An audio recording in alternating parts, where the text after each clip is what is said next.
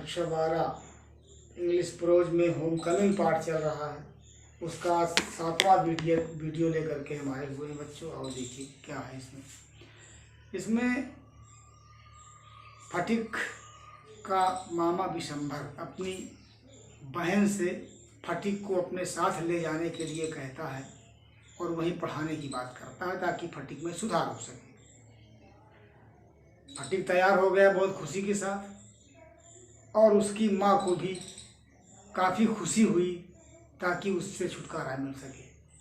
तो देखिए यहीं से हम लोग चल रहे हैं। It was an immense relief to the mother to get rid of Phatik. It was an immense relief, immense माने असीम, रिलीफ माने राहत थी, मिली उसको, टू द मदर माँ को बड़ी भारी बहुत असीम राहत प्राप्त हुई। To get rid of Phatik, get rid of माने मुक्ति पाना, छुटकारा पाना ऑफ फटिक से छुटकारा पाने पर उसकी माँ को असीम राहत मिली। सी हैड ए प्रिजुडिस, उसके अंदर एक प्रिजुडिस थी, पूर्व धारणा या कह लो कि पूर्वाग्रह अगेंस्ट द बॉय, उस लड़के के प्रति माँ के अंदर एक पूर्व अवधारणा बनी हुई थी। एंड नो लव, कोई प्रेम नहीं। Was lost between the two brothers, और दोनों भाइयों के बीच में प्रेम जो था वो लॉस्ट हो गया था, समाप्त हो गया था। लड़ाई बहुत झगड़ा करते थे दोनों भाई और इनके बीच में प्रेम नहीं रहा। सी वॉज इन डेली फियर, वो माँ जो थी वो डेली फियर, हमेशा प्रतिदिन फियर में रहती थी, डर में रहती थी। उसके अंदर हमेशा डर रहता था दैट कि he would either drone Makhan someday in the river, कि या तो वो किसी दिन माखन को नदी में ड्रोन कर देगा, डुबो देगा। माँ हमेशा डरा करती थी कि फटिक या तो किसी दिन माखन को नदी में डुबो देगा और अथवा break his head in fight, अथवा लड़ाई में उसके हेड को, सिर को ब्रेक कर देगा, तोड़ देगा। ये भय हमेशा माँ को बनी रहती थी। और run him in some danger और अदर, अथवा उसको रन माने डाल देगा, इन सम डेंजर किसी भारी खतरे में, और अदर किसी या दूसरे किसी परेशानी में, खतरे में हो, किसी न किसी दिन वो डाल देगा। माँ के अंदर हमेशा ये भय बनी रहती थी कि या तो किसी दिन ये इसको नदी में डुबो देगा, कौन, फटिक, किसको, माखन को, या तो ये इसके सर को तोड़ देगा मार के किसी दिन, और या इसको कोई बड़े डेंजर में इसको डाल देगा। At the same time she was somewhat distressed, और इसी बात को लेकर के वो उसी समय वो समव्हाट डिस्ट्रेस्ड हो गई, माने कुछ परेशान हो गई। टू सी, देख करके, Phatik's extreme eagerness to get away, Phatik की एक्सट्रीम अत्यधिक ईगरनेस माने उत्सुकता, टू गेट अवे माने चले जाने की उत्सुकता। फटिक के जाने की अत्यधिक उत्सुकता को देख करके वो कुछ ना कुछ थोड़ा से डिस्ट्रेस्ड हुई, माने परेशान हुई।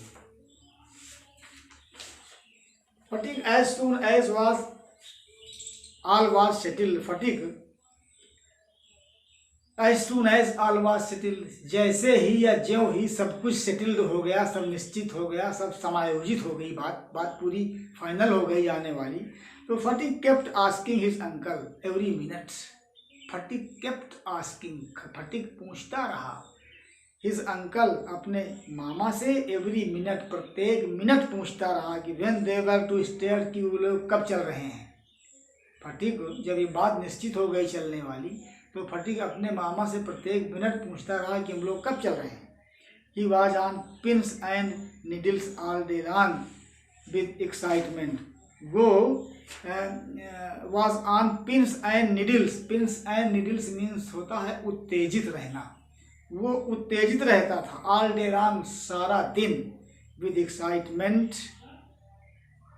एंड ले awake most of the night, और रात में अधिकांश वो लेटे हुए जागा करता था, जागते हुए लेटा रहता था। रात में उसको नींद नहीं आती थी, उसके अंदर एक एक्साइटमेंट बनी थी, उत्सुकता बनी हुई थी कि कितनी जल्दी मैं मामा के साथ वहाँ चलूँ, इसीलिए उसको रात में नींद भी कम आती थी।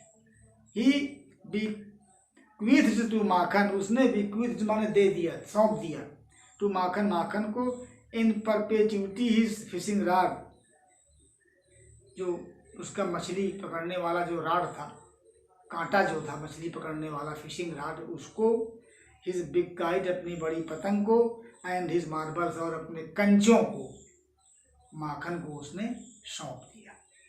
इंडीड वास्तव में at this time of departure, इस समय जो विदाई का, डिपार्चर मीन्स जो विदाई का जो समय जो था, हिज जनरसिटी उसकी उदारता, टुवार्ड्स माखन, माखन के प्रति, वाज अनबाउंडेड असीम थी। उस विदाई के समय फटिक की उदारता माखन के प्रति असीम हो गई। अब वो जा रहा तो उसने अपने सारे सामान, जितने भी इसके खेलने वाले सामान थे, सब माखन को हैंड ओवर कर दिया। उदारता प्रकट कर दिया उसने, और इसकी उदारता जो कभी उसको उससे हमेशा लड़ा करता था, आज भी इतना उदार हो गया जाते समय कि उसने अपना सब कुछ उसको सौंप दिया। When they reached कलकत्ता, जब वो कलकत्ता पहुंचे तो Phatik made the acquaintance of his aunt for the first time. Phatik का एक्विटेंस माने परिचय हुआ टू हिज आंट, अपनी मामी से, फॉर द फर्स्ट टाइम, पहली बार अपनी मामी से इसका परिचय हुआ। She was by no means pleased, वो किसी भी तरह से प्रसन्न नहीं थी। बाई नो मीन्स माने किसी प्रकार से प्लीज्ड नहीं थी, प्रसन्न नहीं थी। With this unnecessary addition to her family, इस अननेसेसरी अनावश्यक बोझ, परिवार में आए हुए अनावश्यक बोझ से वो किसी प्रकार से प्रसन्न नहीं थी। She found her own 3 boys quite enough to manage. She found her own 3 boys, उसके स्वयं के 3 लड़के जो थे वो इनफ टू मैनेज, उन्हीं को मैनेज करना, उन्हीं की व्यवस्था करना जो है बड़ा इनफ था, पर्याप्त था उसके लिए, अपने स्वयं के बच्चों के लिए। Without taking any one else, बिना किसी को लिए हुए उसको अकेले उन्हीं तीनों की व्यवस्था करना ही बड़ा कठिन था। And to bring a village lad of 14 into their midst, और टू ब्रिंग माने लाया जाए, ए विलेज लाइड गांव का लड़का, ऑफ 14 साल वाला गांव का लड़का बीच में लाया जाए, इनटू देयर मिड्स उनके बीच में लाया जाए, वाज टेरिबली अपसेटिंग, ये बहुत ही टेरिबली, बहुत ही अपसेटिंग माने परेशानी की बात थी। ये उन लड़कों के बीच में एक गांव का लड़का आ जाए 14 साल का, ये एक परेशानी वाली बात थी।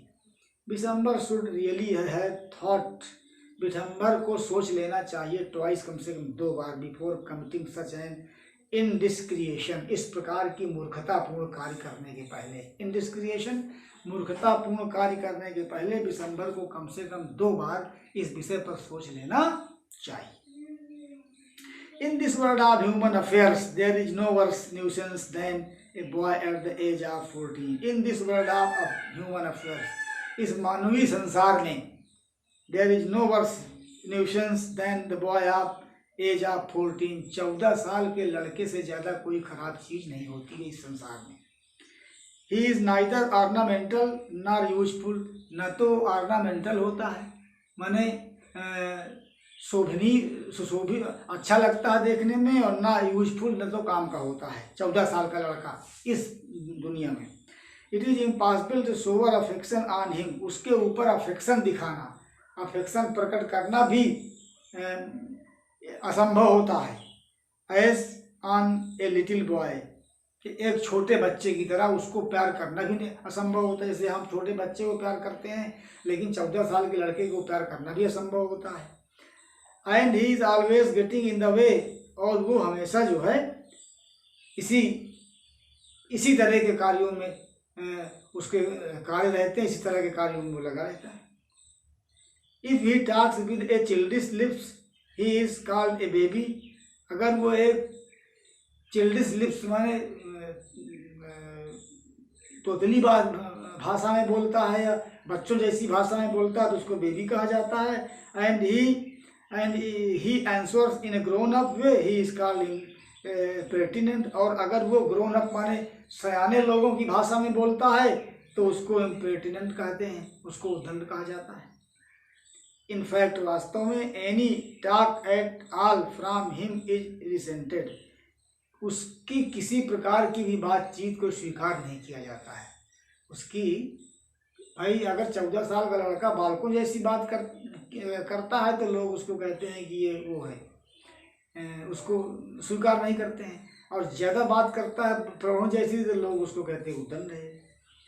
Then he is at the unattractive, इसलिए वो अनाकर्षक होता है। ग्रोइंग एज, बढ़ती हुई उम्र में वो अनाकर्षक होता है।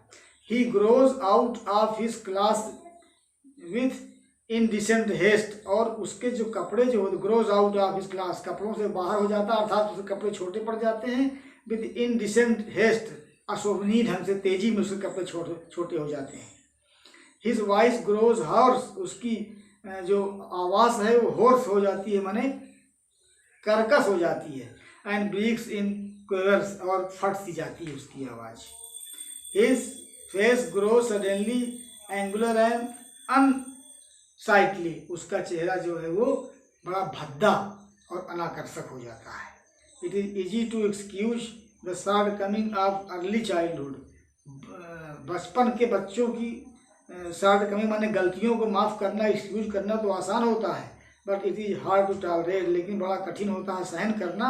Even unavoidable lapses in the boy of 14 साल के लड़कों की गलतियों को सहन करना बड़ा कठिन होता है। The lad himself becomes painfully self conscious, और वो लड़का जो है वो स्वयं बहुत तकलीफ के साथ सेल्फ कॉन्शियस हो जाता है, आत्म सचेत जिसको कहते हैं, जागरूक हो जाता है।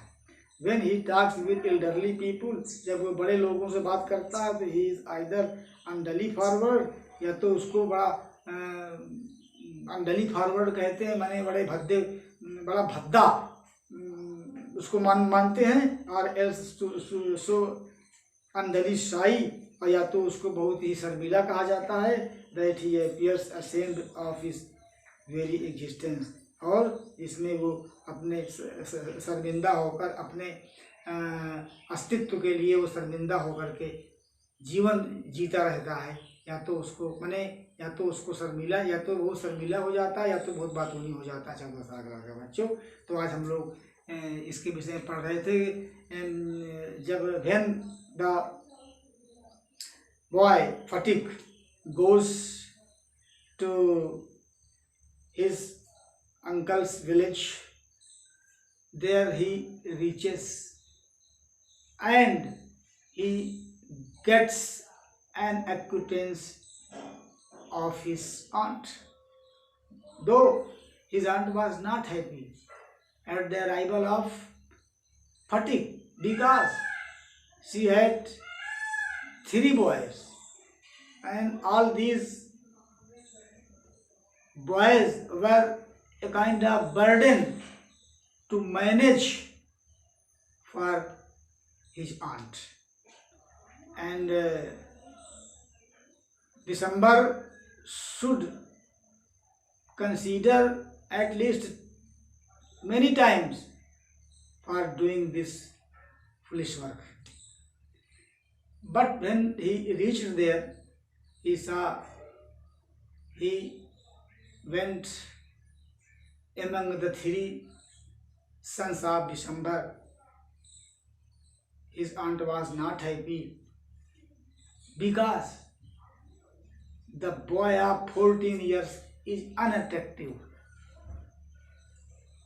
If he talks just like grown-up people, he is called talkative, he is called disobedient, and if he does not talk, and if he talks in the manner of a child, he is not accepted by the society of this world. So he is useful, he is not useful also, he is useless. Who? The boy of 14 years. His body grows up daily, and all the classes become short. It is a revolutionary time of a boy of 14 years. So, after reaching there, he goes among his 3 brothers of his aunt and uncle, Vishamba. he has to adjust himself among the boys as well as in the atmosphere of Calcutta. And बच्चों अब इसको जो है आप लोगों को explain कर लीजिएगा और हम लोग आज यहीं तक अध्ययन करेंगे, इसके बाद फिर आगे बढ़ेंगे।